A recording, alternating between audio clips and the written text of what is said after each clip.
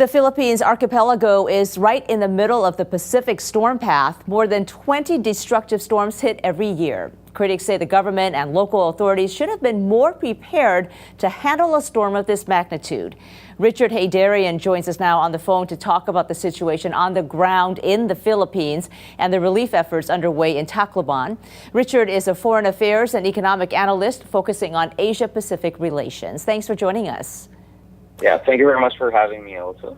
There seems to be growing criticism of the government in the Philippines over their handling of this situation. What's going to be the political fallout for the Aquino government, do you think?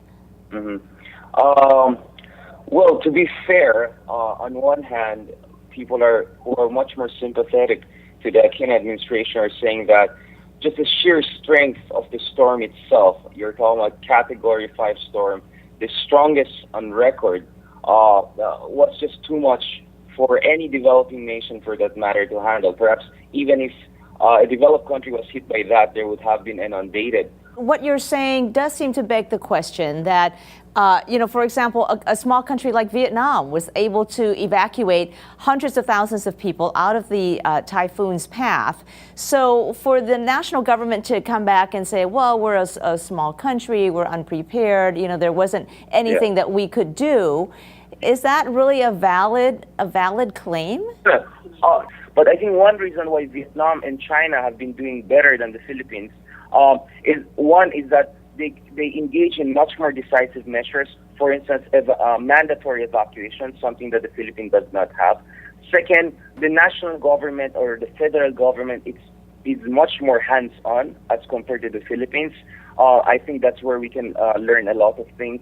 So I'm not trying to absolve the Philippine government of its responsibilities, and I think they did a very terrible job in terms of responding after the Haiyan hit these communities. For instance, we had very limited presence of military troops.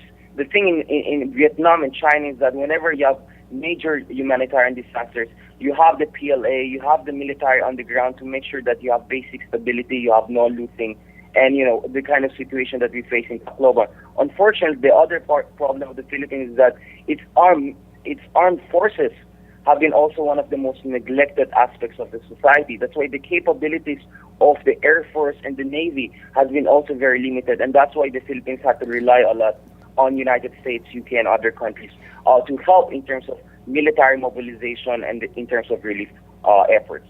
All right. Well, we'll see how it unfolds in the future. Richard, thanks so much for joining us. Richard Heydarian analyzes economy for the Asia-Pacific region.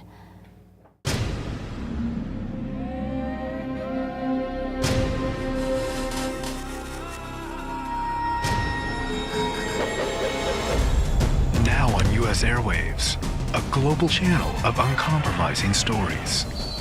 World news, documentaries, entertainment, and culture.